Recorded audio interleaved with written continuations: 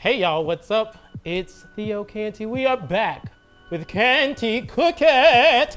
And today we are making Italian food, which is why I did the whole opera thing, because the Italians and their classical music and the beautifulness of it and whatever.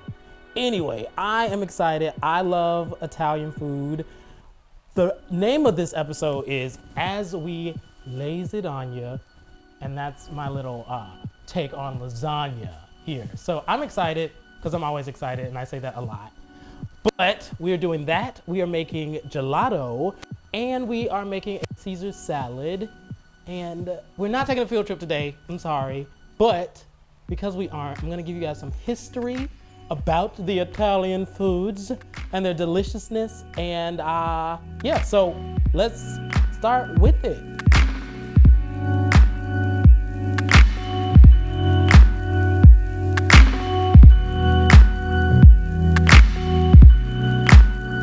So the first thing we're gonna make today is a gelato. Gelato is like Italian ice cream, but souped up, much like Gorgonzola is French blue cheese, but souped up. I mean, the Italians just have everything right. So for the three major differences from ice cream and gelato, which is why gelato is so much better. First is fat content. Gelato is made with more milk than heavy whipping cream, which is different from ice cream, which is made with more heavy whipping cream than ice cream, or more, you get it, whatever. So because there's less milk, or because there's more milk, there's less fat. And what fat does is it coats the tongue and you get this really, it like gives you taste receptor blockage. And so you get less flavor. All right, the second thing is air. Ice cream has a lot of air whipped into it, which makes it nice and fluffy, but gelato whips at a slower speed, so that makes it more dense. It really doesn't do anything for the taste, but it changes it a little bit. And then the last thing, which is the most important thing, or one of the most important things, is temperature.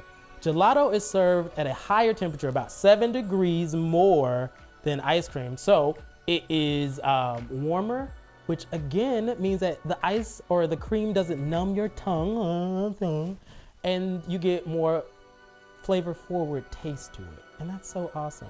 So what you end up with is this like dense, creamy, forward flavored taste. And we're gonna make a lemon gelato today because I think that will be a nice palate cleanser. You can do this in between meals, or you can just do it as a dessert before your dessert wine, which we're not doing today. So we're in the kitchen and we are gonna start off with our gelato. So we're doing the gelato first because of course there's some freezing and churning, so we need to go ahead and get it in the freezer and get it cooled down as soon as possible. So what we have here for the gelato, we have, like I said, it's more milk than heavy whipping cream. So we have 2 cups of whole milk, 1 cup of heavy whipping cream, egg yolks. I've already divided our eggs. We have 5 egg yolks and 4 lemons, which need to be zested and squeezed for their juice, and a cup of sugar. So first things first, we're gonna we're gonna grate a lemon. And I'm gonna show you guys a life hack that I found on the internet that was like, whoa, what? That makes it so much easier. So usually when you grate lemons, or any type of citrus or wet something, like you get it on here and then you have all of this extra zest on here that you can't get out because you're like trying to scrape it with a fork or whatever. Easy way to fix that. Take a piece of parchment paper, press it onto the grater. And I like to use a big grater for stuff like this. It's just a lot easier than a tiny hand grater, especially for lemons when you need some leverage. So you gotta press it on though. And once you get it on and get all of those holes perforated, you take your lemon and you zest it. And as you can see, it's like sticking to that. Well, once you pull this off, you just scrape that down, and one, you have semi-clean grater, you still have to clean it. But the most important thing is that this zest doesn't get stuck to the grater. And now you have all the zest you need and don't feel like you have to grate like 5,000 lemons just to get the amount that you need. So this recipe calls for 3 tablespoons of lemon zest, which is about 4 lemons. The juice, which is 3/4 cups of lemon juice, is also about 4 lemons, depending on the size. One of the cool ways to pick up lemons or pick out lemons is to hold them and see how heavy they are. The heavier they are, the more juice they have, and those are the lemons you want to go with. So I'm gonna go ahead and get this grated, and then we will go on and move through the rest of the recipe. All right, so we got our lemon zested and juiced, which gives us what we need for this. We're gonna go ahead and get started on the custard. So I wanna take the heavy cream. We're gonna use our heavy cream for the custard. Pour that into our saucepan, as well as our sugar.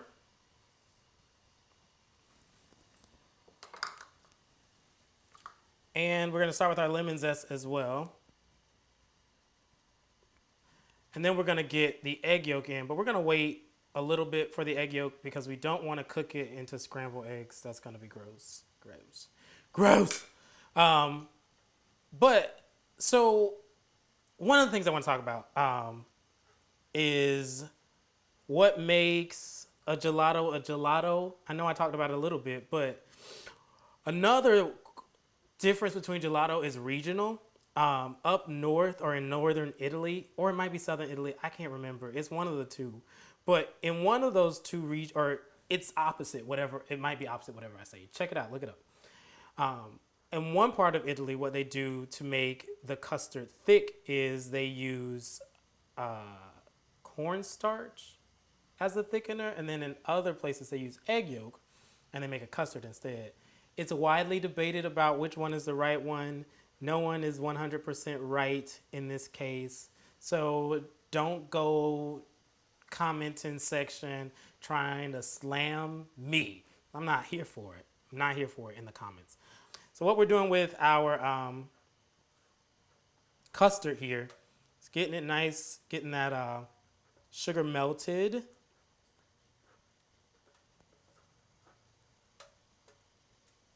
We don't want the milk to curdle, so you do always have to be stirring.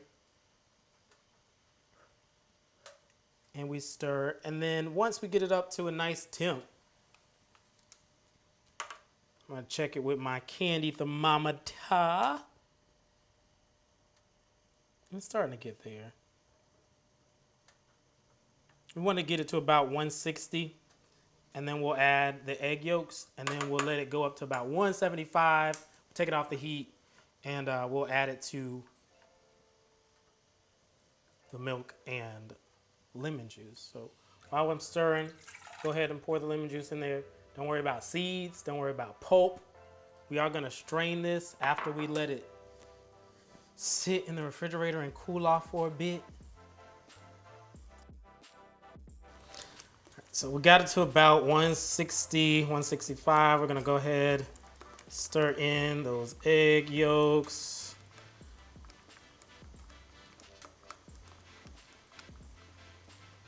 And I'll let everything sit out for a little bit, about 30, 40 minutes, get it up to room temperature. So things should climb fast. I'm a stickler for getting things to room temperature, I guess. Oh boy. We'll be looking for about 175. And once we get there, we should be good and done.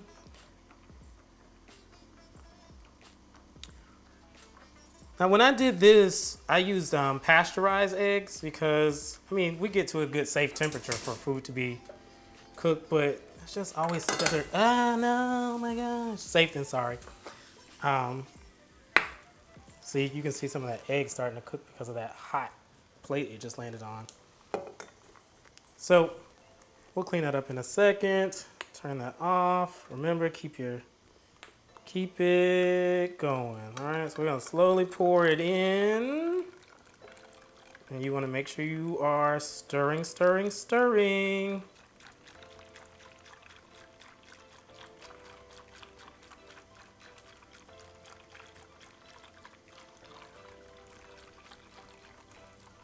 All right, let's just get that stirred up.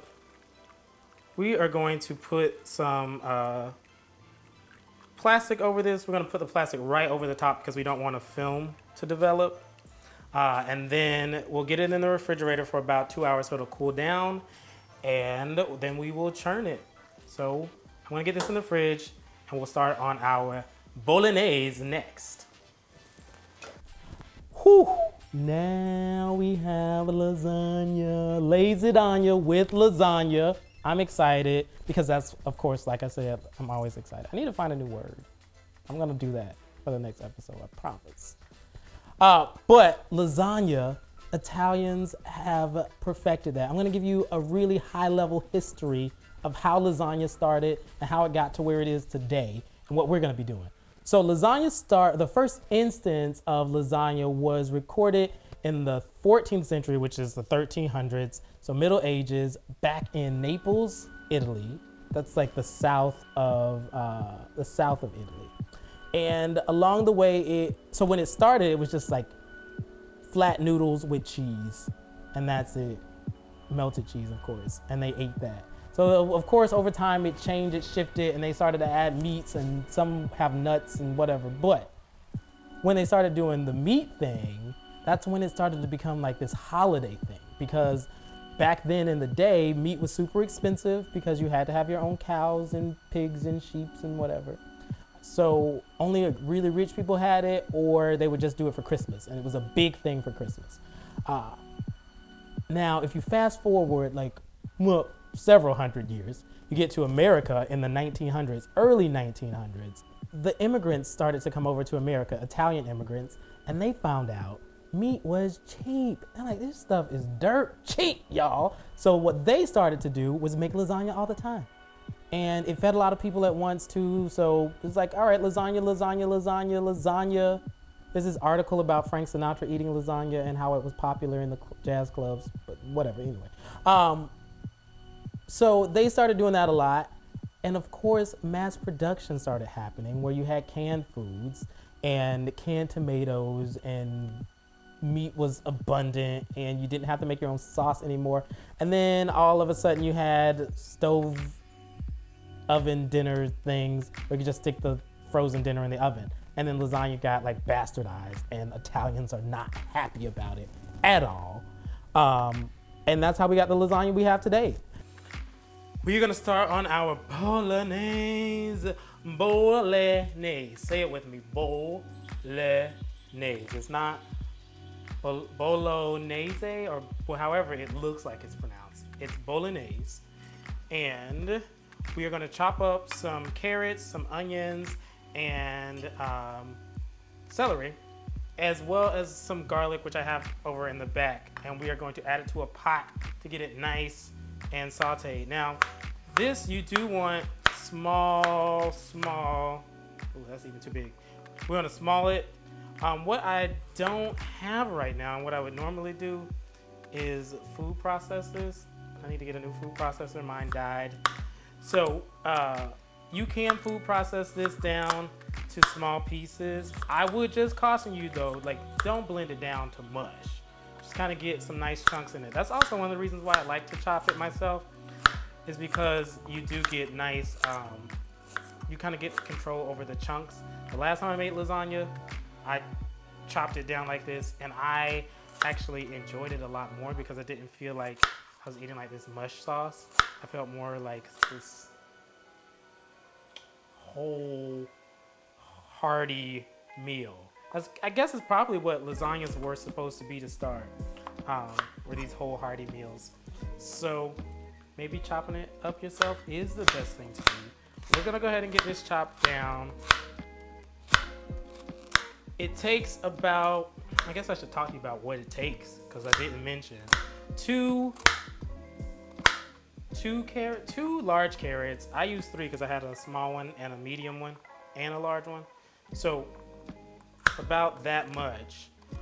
And basically, I'm gonna get this onion out the way. You just chop it down to little tiny cubes. And once, flying everywhere. Once you get it chopped down to cubes, then you go ahead and move on to the next thing. So I'm gonna spend some time here chopping this up. And when I come back, we will have chopped carrots, chopped onions, and chopped celery. Sometimes I wonder if I should do some of these things in advance because I don't know how long it's gonna take me on camera. And then we get on camera, I'm like, oh my gosh, this is taking forever. So bear with me, y'all. We're learning, I'm learning. If you guys want to send me a food processor, drop a note in the comment section and I'll be happy to send you my address. So we'll get these chopped up and then we'll be right back. Cool. All right, so we are getting our oil heated up. I have everything nice and chopped up the way that we need it to be. We're gonna let that get not hot, but hot enough. And we'll start making our bolognese or ragu.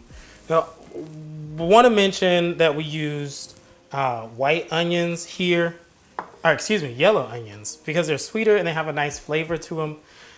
And they give off this rich, I don't know, they call them sweet onions, but they aren't really that sweet. But they give off this nice flavor when they cook down, as opposed to white onions, which are really bitter and they're really good with sandwiches and they're good raw with slaw, things like that. I like white onions on my hamburgers and whatever. And I like to cook with yellow onions. So I'm just gonna get this nice and, oh yeah, that's what we wanted to hear. So we got our nice hot oil, starting to get a little fragrant. We can get a sizzle. Y'all know I love a sizzle. Get our carrots and onions, garlic. Get that out the way. Just gonna get in there, get the celery. Celery, I like celery. I like celery juice. I don't know if y'all have ever had celery juice, but I juice the celery sometimes and it's really good in the morning. First thing in the morning, help you get regular, if you know what I mean. We are gonna cook this at a decent temperature. Oh, it smells so good already. I like the smell of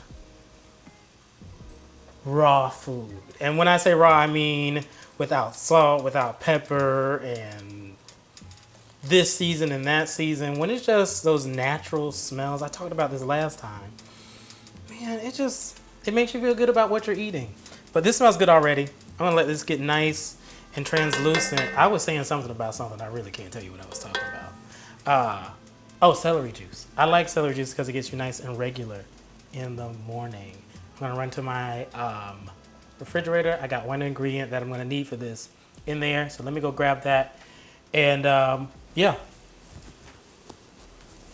So we got our, you can, if you were close to me, I guess you might be able to hear it a little bit in the microphone. I don't know.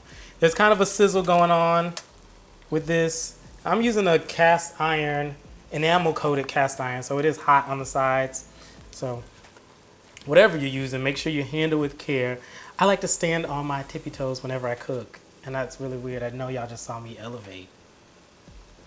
That's just what I do. I walk around on my tippy toes a lot, but whatever.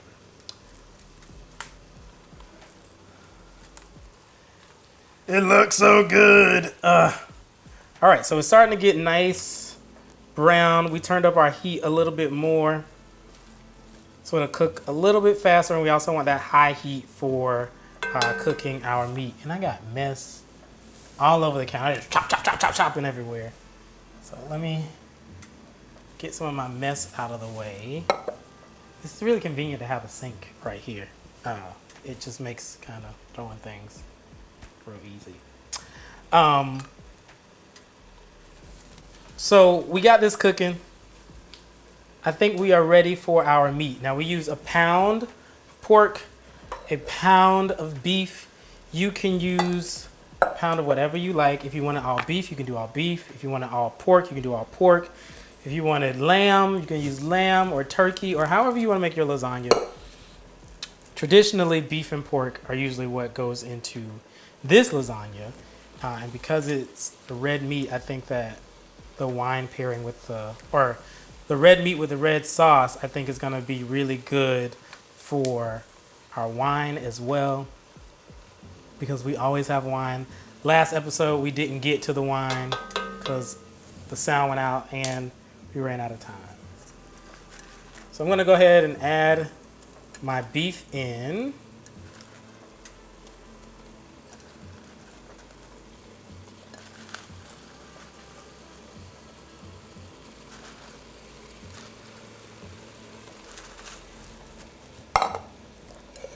And then also the pork.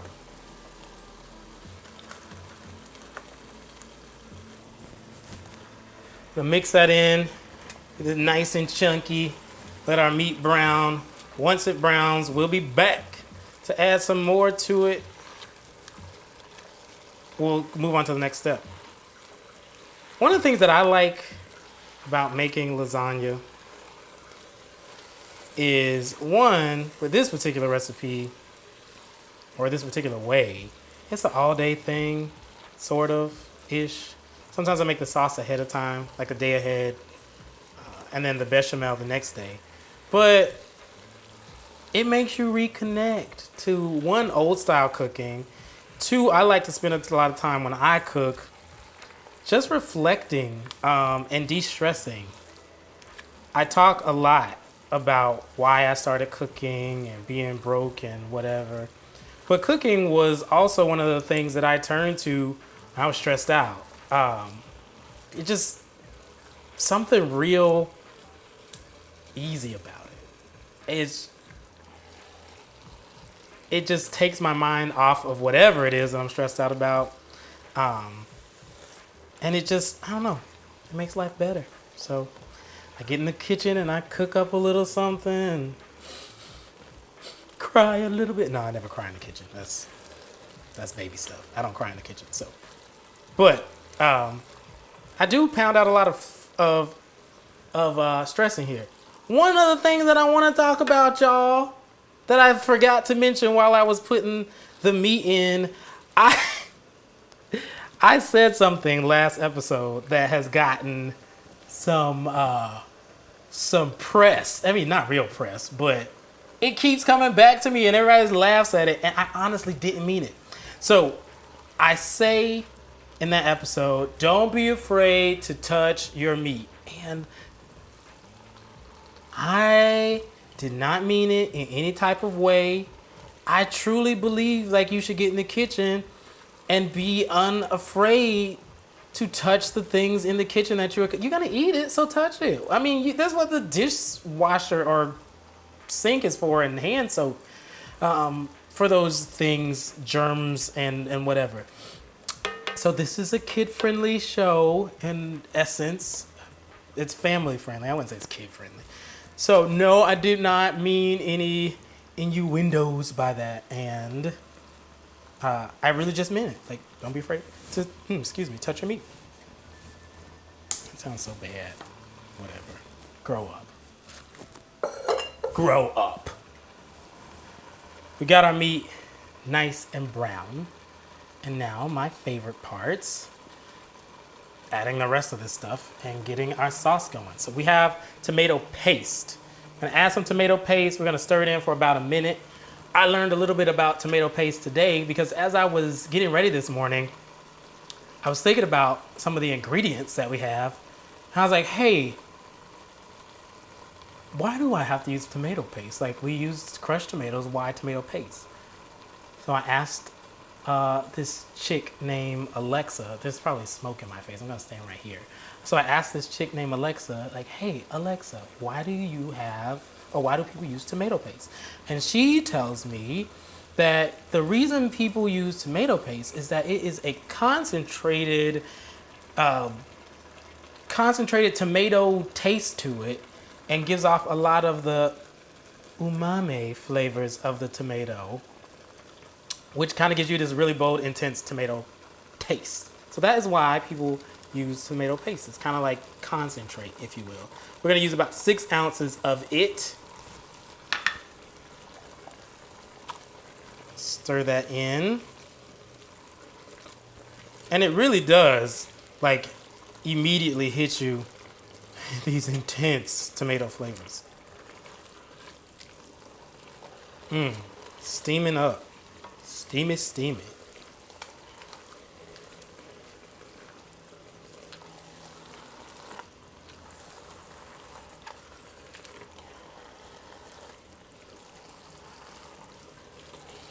Okay, stir it in. Get it all mixed in there.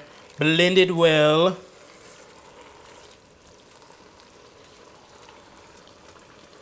We're gonna add our tomatoes, crushed tomatoes, not tomato sauce, not diced tomatoes. Sometimes I do add a can of diced tomatoes if I'm really gonna cook it down and I want those tomato chunks. We're gonna add our crushed tomatoes. Be careful when you're adding this. You don't want splatter, splashback. I was nervous about wearing a light shirt today because I was like, oof, I'm gonna get tomato stuff all over me. But I didn't. I had an apron on this morning when I was prepping to get these things in bowls and whatnot. Now, for the tomatoes, 2 cans, 28 ounces, crushed tomatoes, you want to use for your sauce. Stir it in there, get it nice and incorporated.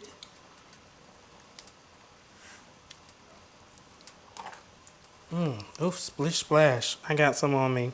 It's okay. It is what it is. It's a part of cooking. Wear an apron. If I was having a party, I'd probably have another outfit to change in. So, oh well.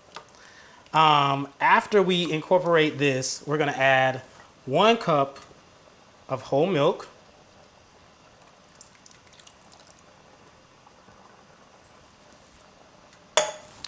It's an odd piece to add. I think it helps to thicken up our sauce.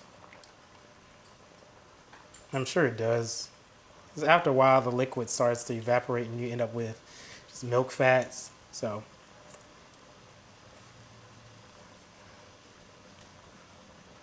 all right, we get that nice and incorporated. It looks so good. It looks so yummy. And we are ready for the last part of this, which is, or 2 more actually. I got something else in the refrigerator. I'll be right back. It wasn't in the refrigerator, it was off to the side. But some herb paste. So instead of using like dried herbs, I use like a paste that you can buy in the store. It's usually in the kitchen section. It's about 2 tablespoons. And it has, this is an Italian blend. So it has like cilantro, rosemary, oregano, thyme, stuff like that. So we actually use all of that. So great. So we're gonna stir that in, about 2 tablespoons. It smells delicious. And then a blend of seasonings. Now this blend is something that I came up with on the last several times that I made lasagna at home. And they just really brighten up the sauce. So I used some dried marjoram with about a tablespoon of that, with a half tablespoon of paprika, a half tablespoon of garlic powder and onion powder. And that's just to help heighten the already garlic and onion in the sauce, as well as some salt and pepper, just a little bit, a pinch of each, I would say about 1/4 teaspoon of salt or pepper, and then about a pinch of salt. Sprinkle that in there. Incorporate. Oof. I'm ready to eat it already. We're gonna let it reduce though. So you're gonna let this simmer and reduce for about 1.5 hours.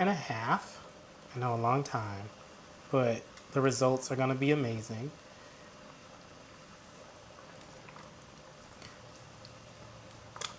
And we're gonna have a delicious, delicious sauce.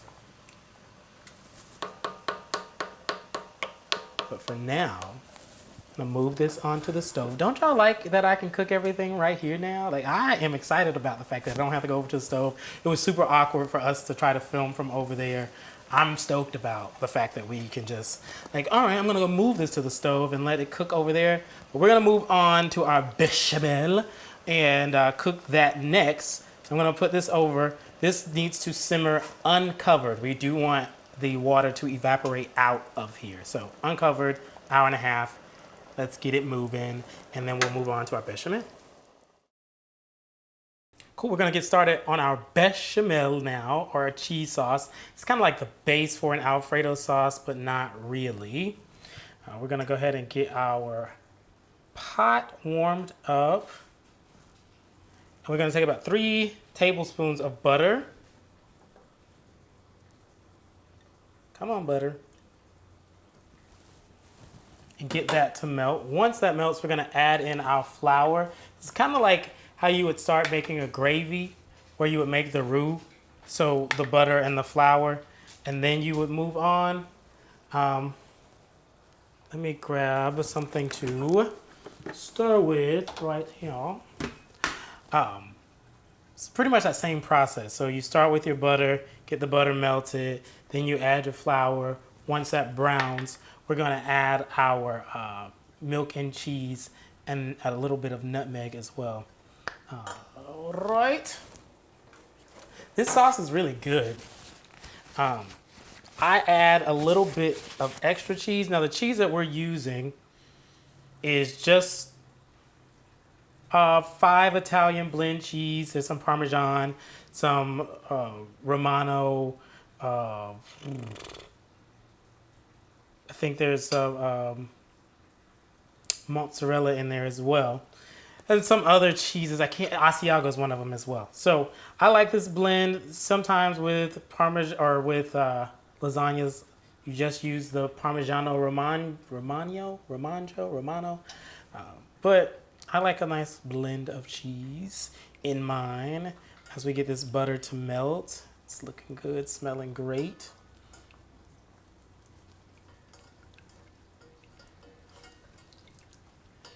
Nice.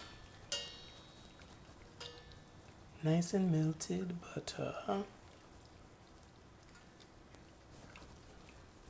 Just melt it, and while stirring, I'm gonna turn my heat down a little bit. I have it on like a medium-low heat, medium-low heat, because I just want to get it melted. But we want to turn it down because we don't want it to evaporate or cook. But we're gonna add our 6 tablespoons of butter to this now. It's gonna thicken up pretty quickly there. And you just want to make sure you get it all nice and coated in. And once that happens, we're gonna add in our milk. When you add the milk in, I like to do a little bit at a time because I like to get it nice and thick as you stir it in. This process doesn't take very long at all. All right.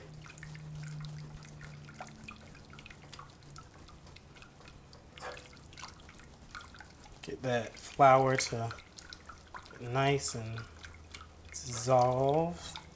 Don't add too much milk at first. Break some of that flour down. All right, so we're grating in some nutmeg. Like I said, about 1/8 of it. Probably got a little bit more than I should have, but I like that nut. I don't really care for nutmeg, but for some reason in this sauce, I like that taste. I guess that's why the Italians know what they're doing. We're gonna go ahead and add 3/4 cups of our blended cheese, and I'll go ahead and turn off my heat because we're getting nice and thick here.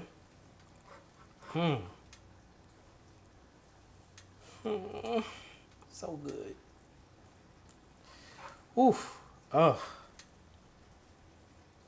Ooh. Yum, y'all. That's gonna be so good. It is good. It is done. It is cooked. We can take this off of the heat.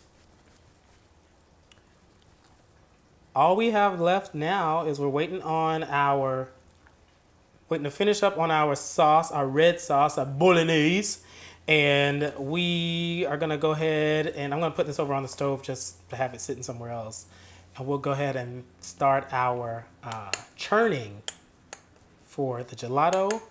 I'm gonna make a real quick salad. And I really do mean quick, so don't blink because it's gonna happen real fast. And we'll assemble the lasagna, get it in the oven, and we will be ready. All right, I'll be right back. All right, it's time to make this gelato.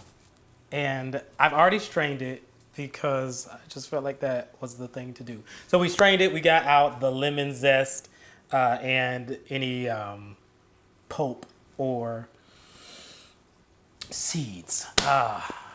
It's been a long one, y'all. This has been a fun process, but a long process. So we got that. We got this all cooled down. I have my ice cream maker here. And yes, I said ice cream maker. Again, home ice cream makers churn slower than commercial. So we should obtain some level of density that you would with the gelato, not necessarily the same level. But it's gonna turn out good. I already know it is. I'm gonna go ahead and get this turned on. It's going to hum very loudly and we'll pour this in. We'll churn it for about 20 minutes.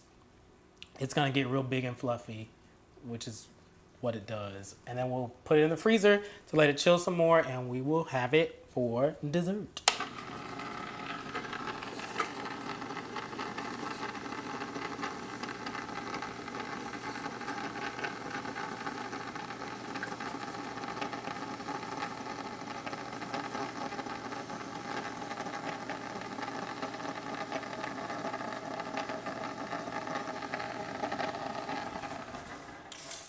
So we have just finished churning. We let it churn for about 30 minutes, 20, 30 minutes.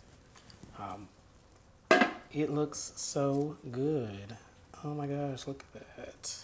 Creamy, fluffy deliciousness. I just want to lick it already. It doesn't set up, like, it's an ice cream maker. And any ice cream maker doesn't set up right away. It actually looks pretty full, which I'm pretty happy about. So we are going to scrape. I'm not gonna lie. I'm gonna put this off. Maybe I won't. Try to get all that stuff off of it. We're gonna put it in a bowl, get it into the freezer, and let it set up for about an hour, 40 minutes. I mean, pretty much the time that it would take to finish off our lasagna. And then after dinner, of course, you take this out and it should be set up and ready to go. I'm probably gonna have ours a little earlier. Again, it's just so thick and creamy. I love that. Remember that you want this to be served at a temperature that is higher than ice cream. And enjoy. Y'all, I'm so excited. Because that's what I always am. So, my camera guy got me while I was trying to moisturize my hands. So bear with me, please. He insists on embarrassing me. But you gotta keep your hands moisturized, especially when you're in the kitchen and you're washing hands all the time. And sometimes the camera zooms in and I can't be having like crazy looking cuticles. He's probably zooming in right now. I'm probably gonna show y'all a zoomed in shot and I hate him for it. So anyway, Caesar salad. We're doing kale. So I got some baby kale cut up. It's nice and fresh. It was so beautiful. I got it from the farmer's market. I just rip it, just rough rips. And I got some cherry tomatoes as well. You can do these whole, you can do them in half. The cool thing about Caesar salads and why I like them, especially with a lasagna or any type of intense meal where you do a lot like we're doing today as far as sauces and assemblage, is that they're super easy, or Caesar is super easy to make and it's not a lot of ingredients. So I have beefed up this Caesar salad, which is a weird thing to say, by adding some cherry tomatoes to it, which we've just cut in half. Just put it in there.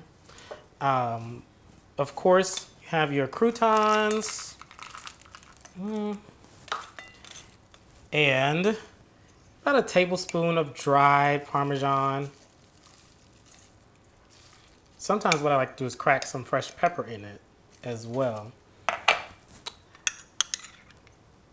And then just drizzle over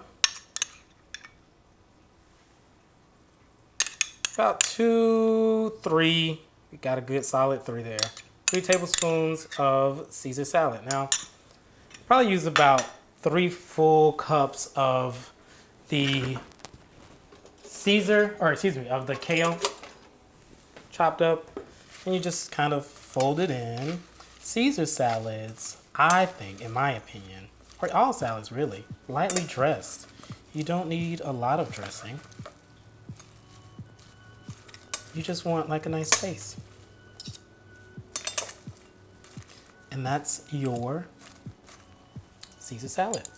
Super easy, super quick. Like I said, goes with just about anything. Delicious. All right, we're gonna make some more stuff in just a second.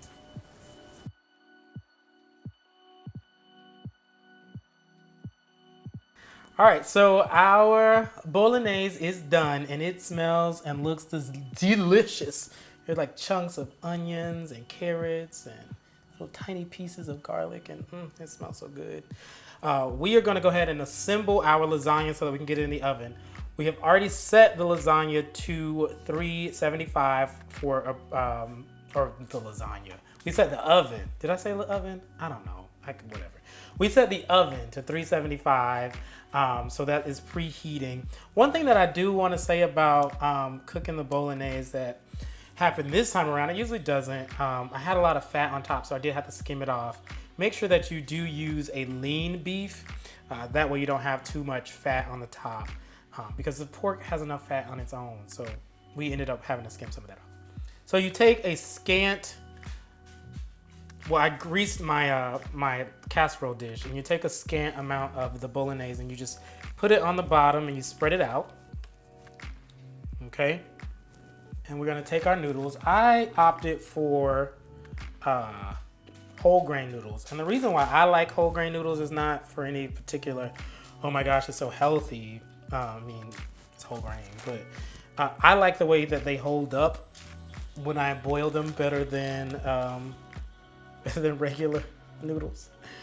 And so it just makes them easier for me to handle. You take 4 of them, you make a little row, and you're gonna sauce them. I need to grab my cheese.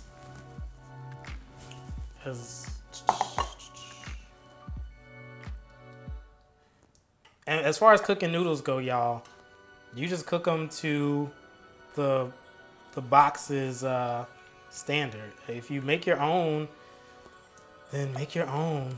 I haven't gotten that. I've made lasagna, or I made noodles and lasagna noodles once, and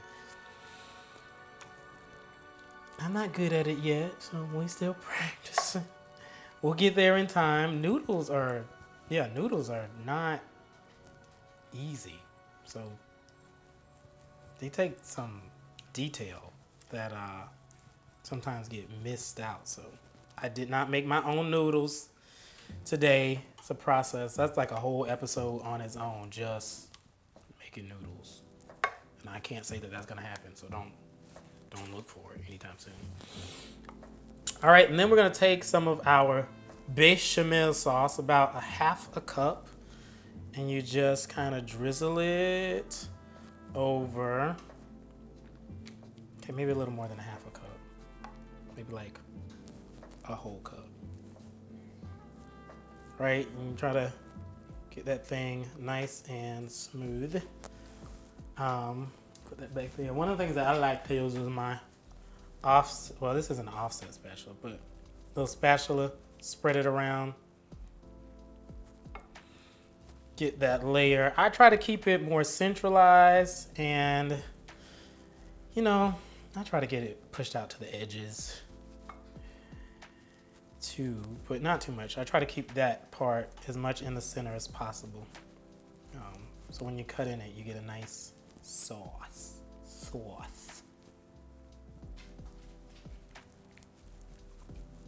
Now, I'm going to talk about wine, even though we're not like drinking wine right now, but we did wine last time and we ran out of time, so I'm going to talk about it while I spoon. With a red sauce, what I have found, an Italian red sauce is whatnot, the number one recommendation across the board is a Sangiovese. Sangiovese. It does not sound like it is spelled. And it is from the Tuscany region of Italy, which is just south, and literally just south of the Emilia-Romagna region of Italy, which, if you remember from early, I need to stop talking because I definitely almost missed a step. Which, if you remember from earlier, is where our lasagna today is from. So it's kind of cool that these are in such proximity of each other. But the Sangiovese is an Italian grape. It is grown some other places now, but typically you just see it in Italy, or it is seeded from Italy. And it's a pretty flat wine, if you will. We're using a Chianti, which is from the Chianti region in Tuscany. And there's so many different, well, there aren't so many different, but there are different versions of it. And I found that I prefer the Reservesa. I could be saying that wrong. But it is the Reserve, which is supposed to be like top-notch Chianti as far as it goes. I found a bottle that was pretty decent for about 14 bucks. It's aged in oak, which is what makes it special because regular Chiantis aren't. And so it had a nice oaky taste. I let it aerate for a little bit, and that definitely helped. It was suggested that you let it aerate, and that helped some of the subtle notes. It has a lot of cherry and vanilla notes to it. I enjoyed it. I have a Classico as well. I let that breathe for a little bit too. I don't like it as much, I will say. I'm not the hugest fan of the Classico. Definitely higher in the tannin, so you really feel it. I don't know, it's like, I don't want to say burning sensation or bitter sensation, but you definitely taste it. I'm not a wine person. I'd like to be one day, but that's my take from it. Go out and get a bottle. It's definitely, I feel like, based on how it washes across your mouth, that it's gonna be what you want with a nice red sauce like we have today. That's pretty good. So we're gonna go ahead and get this into the oven for about 40 minutes. There we go. About 40 minutes, and then around covered. We're gonna wrap this with foil. And then at around the last 10 minutes, we'll take off the cover and let it bake without the cover so it gets nice and brown. I like to turn the broiler on for those last few minutes because it goes straight from the top. So that's just me. So we'll go ahead and get this in the oven, we'll wrap it up, and we will be back with a baked lasagna. All right, so we have a delicious lasagna baked up. It is nice and golden brown on top and full of deliciousness.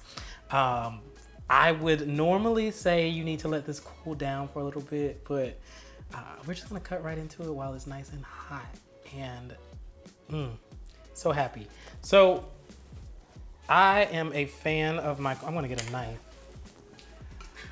The one thing I do notice right off the bat though is that I did have, like I said, I just didn't drain off enough of that fat from the beef. So just make sure you're careful about the beef you choose. And getting lean beef and even lean pork where you can. I know it's full of flavor, but you gotta think about the food. So, oh my goodness. I'm gonna try my best to get this out in one whole piece. I think I'm gonna need another spatula. I love that thing right there. It is so helpful. Oh, I lost a layer, but it doesn't matter. Ooh, look at that cheesy deliciousness. Oh man, so good, so good, so good. So good. And I also have my salad here. Excited. My wine, Chianti, with the Sangiovese berries. And then we top it off with a little gelato.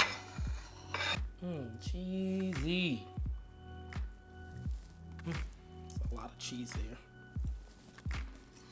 there. Perfect.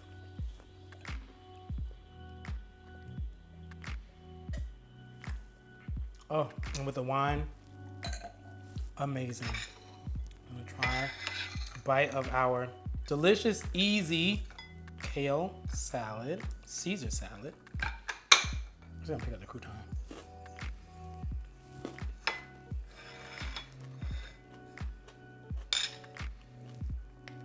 Perfection.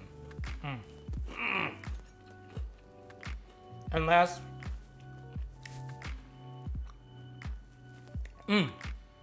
but certainly not least, our gelato. Oh, it's just so smooth.